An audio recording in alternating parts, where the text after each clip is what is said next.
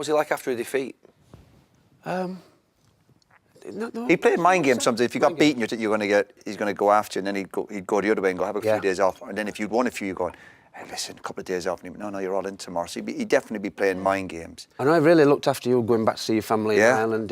Always. But also tough with me then. As well, obviously, the incident with me, you with the Crystal Palace goal where he punched me after the game. So he'd be like, he'd give me days off and he'd be brilliant with my family.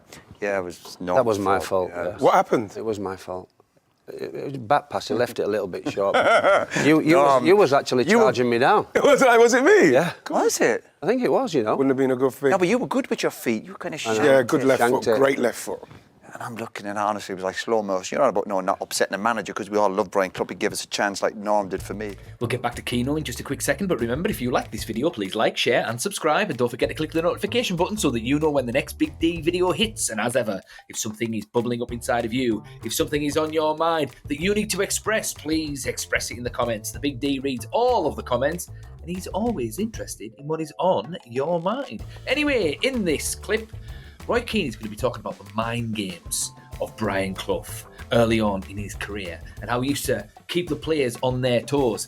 And Mark Crossley is also going to be telling a hilarious story about how Brian Clough kept him on his toes. And stick around for after the clip because the Big D is going to be elaborating on this and pointing out what it is or one of the things that make great managers great. Just like Brian Clough and just like other managers too, like Alex Ferguson, Jose Mourinho, those guys. Anyway, here's Keano. And I remember John Salako gets it, and I'm looking at Norm running back. John Salako, what would he be, 45 yards out right? Easily. At the City Ground, wasn't it? Norm, get back. No, he didn't get in there. He's fucking not getting there. I swear, and as soon as I hit the net. But how does it go? How's that end up being a punch? Because he blamed me for the back pass, and it was the cup game, so then I went to a replay, and he was like, he wanted the game done and dusted there. I think he ended up going to, was it 3 replays or something? Was that the same one? Yeah. So the thought of having a free weekend, I've got to go to London, all the way to London to play Palace in the cup game that we had at 1. So you blame me after the match. Obviously, I don't think you said much after the game. You were just let me take the rap for it. And he just punched me in the chest, I don't think he said much. You did it, did he? No, nothing. I'm like, I got away with that one. He punched me as well. Did he? Yeah. Yeah. Yeah, he punched me at Villa away. We drew 1-1. I saved a penalty from David Platt, and obviously it wasn't a bad result. You're buzzing after the game, and at Villa Park the tunnel is down at the bottom corner. So I'm waiting for Nigel Spink to come down to shake hands as keepers do.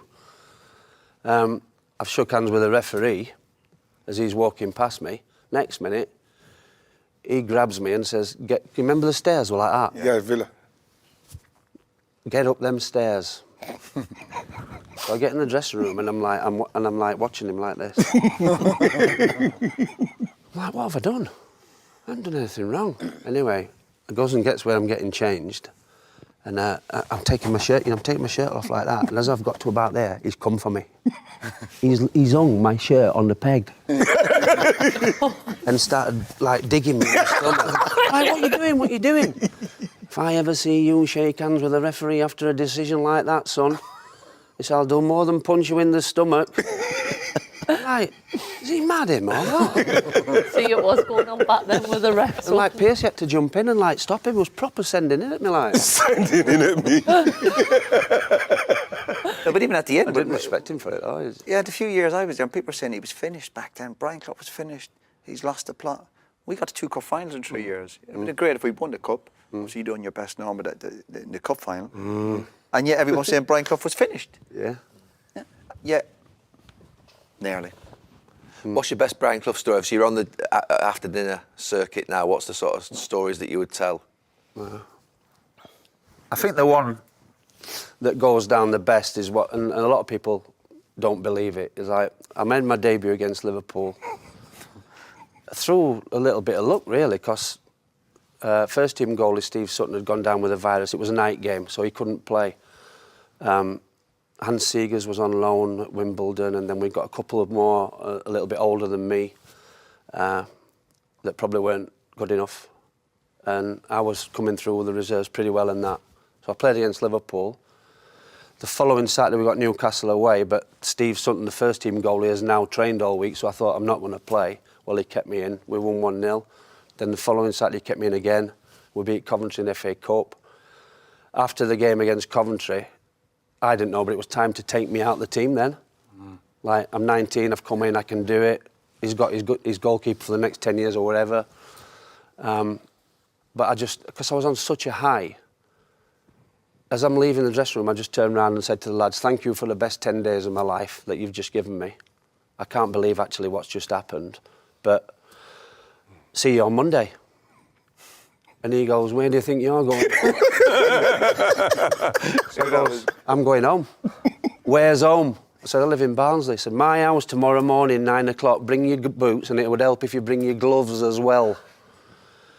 Long story short, his son, Simon Clough, was the manager of a team in the Derbyshire Sunday League, Division 5. And they haven't got a goalkeeper on this morning. So I've gone to his house, not knowing what's happening, with my boots and gloves, thinking, why am I here? What am I doing? Yeah. And his wife, Barbara, answers the door. She said, come on in, and Brian's upstairs, he'll be down. So Brian Clough comes in the kitchen in his house, and he said, thank you for agreeing to play for Simon's team this morning. They haven't got a goalkeeper, and I thought you'd do. So I ended up playing for his son's Sunday League team, Coventry the day before, playing as a ringer in his son's Sunday League team. I hardly ever touched the ball. It was just like, bring you back down to earth type of thing. Yeah. Right. And the team got fined, a record fine for playing a ringer, which was me. They got the points taken off them. They got fined 50 quid, and Cloughie took the 50 quid out of my way. No way. He made me pay the fine. That's because obviously you were getting carried away by saying, see you lads. Yeah. Overstepping that level playing Just field. brilliant how he's recognised that instantly. Yeah, that psychology. Was he shouting at you during it? Was he watching the game? He was watching the game. He shouted over during the game. I'm not allowed to swear, am I? Yeah. Yeah. He used to call me shithouse all the time. That's not really swearing. Any reason So for as that? No, he just he used to call me imbecile. He used to call me Barnsley, which is where I was from. He used to call me Jigsaw. There's another story about that.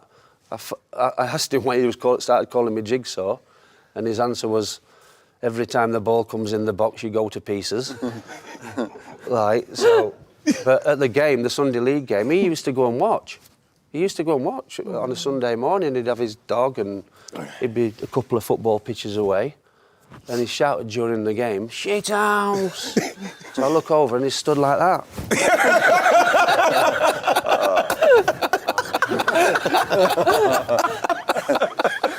At least he went to the game, though. Yeah, do you know true, what I mean? Joe, Like, that's he's I love done the that, but support. then I love the he's stories. there. I Yeah. love the stories on him. No, but if he felt the player. Yeah, I mean, I think that's one of the hallmarks of a great manager. And that is a manager that keeps you on your toes, but at the same time keeps you grounded as well. Because you can imagine all of the different egos that are going to be in a changing room. You know, there's going to be so much testosterone, so much sort of competitive spirit as well. And if you're a successful side, you're going to be called up for England. You're going to have like teams like Real Madrid, Man United, all those teams trying to sign you and stuff. So how do you sort of manage an ego like that? How do you remain in control? And it's almost like keeping them off guard, so to speak, off balance, all these different players. Now, I remember Alex Ferguson talking about this as well at one point towards the end of his career. And he used to say, well, we're dealing with multi-millionaire footballers. It would be interesting to see what Brian Clough would do with today's generation and whether or not he could adapt, because he's very much a man of his own time. But anyway, I'll elaborate on that in a minute. But Alex Ferguson used to say, well, you know, how do you motivate a multi-millionaire who drives a Ferrari and has got his house paid for, he lives in a mansion, and he's got all kinds of different people sort of kissing their backside all the time? And the answer to that is you keep control of the thing that feeds that. And the thing that feeds all of that in a player all of that money, all of that attention, the houses, the women, all of that, the single biggest thing that feeds it, that built it up in the first instance, was their exposure on the pitch, minutes on the pitch. If they don't play for a few weeks, they'll soon be forgotten. I mean, just look at Marcus Rashford at Man United this season. 12 months ago, he was talked about as if he was one of the best players in the league. And then he just couldn't get back into the United side under Ruben Amorim, and he was crap under Eric Ten Hag. But when he couldn't get back in the side, his stock plummeted. Now hardly anyone wants to touch him. So these great managers, they understand this about these players. Now, would Brian Clough be able to adapt to today's sensitive generation? I like to think he might have, because he was a psychologist. A part-time psychologist, shall we say. So he kind of had an instinct for how people ticked. And Alex Ferguson was able to adapt, because Alex Ferguson was very much of Brian Clough's era. But he was good at keeping up to date with the changing times. And maybe Brian Clough just kind of faded out. But if he was a young man, would he have been able to do that? It's hard to know. It's hard to know. Because he was brutal, but he was funny about it. Personally, I think Brian Clough was a great motivator, but perhaps not a great tactician. And that it was his assistant, Pete, who was sort of the tactician who got his hands dirty. Peter Taylor. They had a really close relationship, and they were also very, very symbiotic, so to speak. Brian Clough had the vision of where he wanted the team to go, and Peter Taylor put that vision into practice. And I remember a really interesting story about John Robertson. John Robertson wasn't quite fitting in at, I think it was Nottingham Forest. I'm pretty sure it was at Nottingham Forest. He was clearly a pretty decent player, but he was quite unorthodox. And then Brian Clough had a bright idea to play him on left wing. And then all of a sudden, he transformed, because he was a really good dribbler, and he was very creative, and he had a pass. And then obviously Peter Taylor coached him to do that. So he was able to sort of spot talent in people, and he seemed to have an instinct about how people ticked and worked and all of that. So I think it's safe to assume that perhaps Brian Clough might, if he'd come in young enough into this era today, with the multi-millionaires and the massive egos and the sensitive dispositions and all of that, then maybe, just maybe, he might have been able to adapt.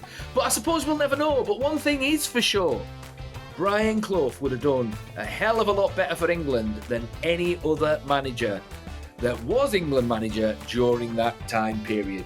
And it just goes to show what he said. When Glenn Hoddle only has about 40 caps for England, you know there's something wrong in the state of, I was going to say Denmark as a quote from Hamlet, but really in the state of the FA.